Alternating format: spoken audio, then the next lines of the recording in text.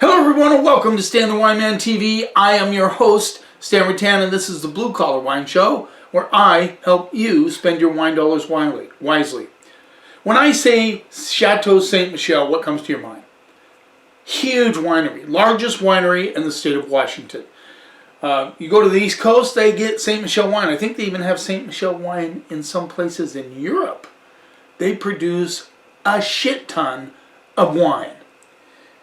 What they also do is they have several other labels under the umbrella of Chateau Ste Michelle. That way you don't always kind of, think, oh, not another Ste Michelle product. They did 14 Hands for a long time. I don't remember 14 Hands. Used to be in restaurant only.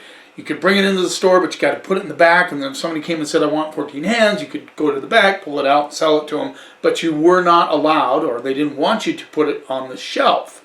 Now it's on the shelf. Columbia Crest. Red Diamond, on and on and on. Well, now they have a new label that they're putting out there. It is called Dark Harvest. So we're going to review two of the new wines from Chateau Ste Michelle. It doesn't say it on the label, but this is under their umbrella of wineries that they own. So let's get started right away. Now the cool thing about these, I've never tried them before. I have no idea, so I'm eager to see what they're about. This is the... Has it got a vintage on it? I certainly hope so. No. These are non-vintage. Wow. See, I didn't even notice that. Unless there's something I'm missing. So non-vintage, Dark Harvest Chardonnay, Washington State, which means that they can pull the wine from anywhere in the state. Chelan if they want. They can pull it from Columbia Valley. They can pull it from Yakima, anywhere. And Ste Michelle buys a lot of grapes. This is 13.9 alcohol, and it rolls in, this is the cool part, rolls in at $9. $9, guys. So I'm excited to try it. Dark Harvest Chardonnay.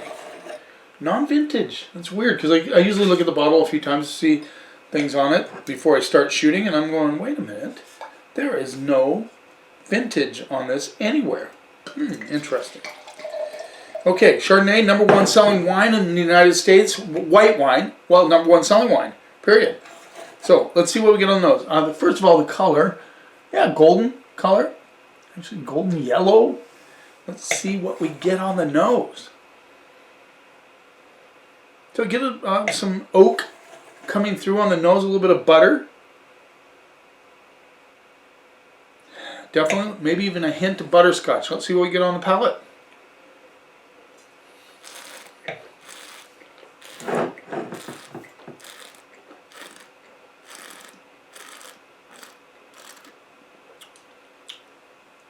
Not my favorite type of wine, but this, a lot of you Chardonnay drinkers that like a little buttery on your Chardonnay, you're going to like this wine. Has a little caramel butterscotch thing going on in the background. On the finish, it kind of lingers.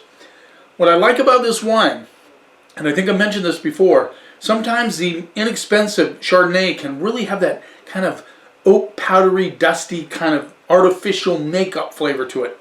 This is actually pretty decent for $9. Just saying.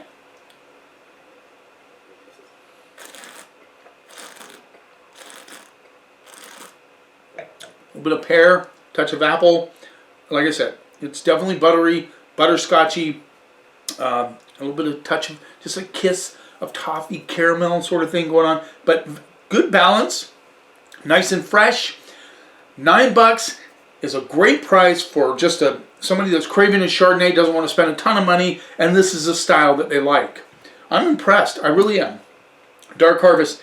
I was surprised it's non-vintage, but, they're obviously blending different. I mean, Ste Michelle has a ton of juice that they can blend, and obviously this is probably a way for them to get some of their juice out there at a reasonable price and sell some to get through some of their excess juice. Because, like I said, there's 1,000 wineries in the state of Washington now. There is a little bit of a glut of wine right now. And that's just because there's too much being produced out there. So this is one way to get it out there, certainly. And like I said, this is pretty decent. I'm going to go B-. I think it's a B- for $9. It's a B- Chard. C+, B-.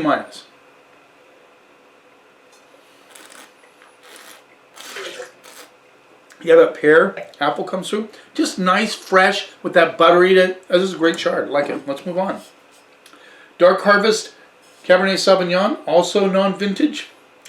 Washington State, 13.5 alcohol. Curious about this one. So you guys get the concept, right? I mean, they have a lot of juice. They don't want to put everything in their Ste. Michelle label. They want to be able to sell that. So they use what they have, and they end up with some I think that Chardonnay is pretty decent juice that they're getting. And then they put it out there for $9. Stack it high, let it fly. Pretty dark on the color there. Let's go this way. Okay, let's see what we get on those. Little, interesting little licorice and black tea leaf. I'm getting a green component on this, which is very interesting. Currants are coming through. You have currants with a little black tea leaf with a little, I just got a veggie hit, it's kind of going away now.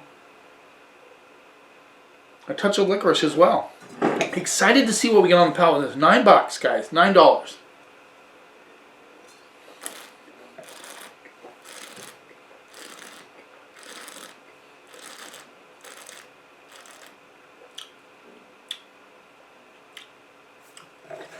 This is impressive as well.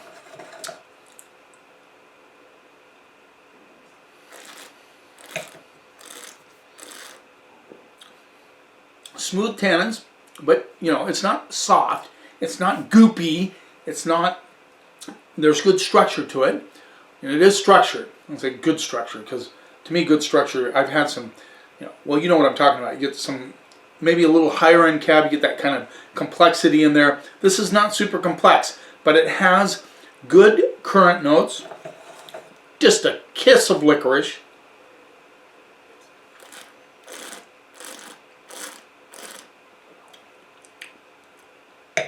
Pretty straightforward cab. I mean, like straightforward cab, but decent. I mean, we're talking a good cab. You buy this for $9, you take it home, you're going to like it. I mean, this is a great pizza cab. This is a great hamburger cab. This is a great, you're barbecuing ribs.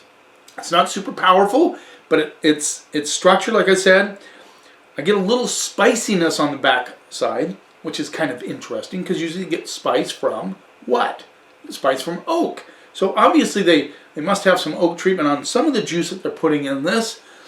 So yeah, it actually, the finish kind of hangs around. Nothing fake about this. I don't get any makeup on this one.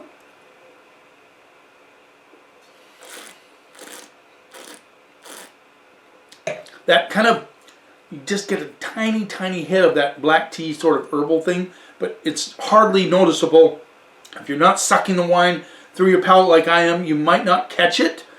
But I think this is a really, really decent cab. This is a C plus, B minus cab. That's C plus, B minus Chardonnay.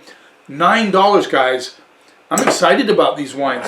Only because you always want to have something at the store to give to the customer that, you know, presents a value. And if they don't have a bunch of cash to blow that day, and trust me, after what we went through in 2020, there's a few people out there strapped for cash.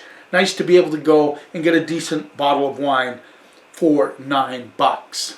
So there you go. Great job, Chateau Ste Michelle, putting your juice to good use. Thanks for taking a little time out of your day. I am publishing my videos now. I'm uploading my videos on Mondays and Thursdays. So this will be up on Thursday. And yeah, don't forget to subscribe to my channel. You keep watching, and I'll keep helping you spend your wine dollars wisely.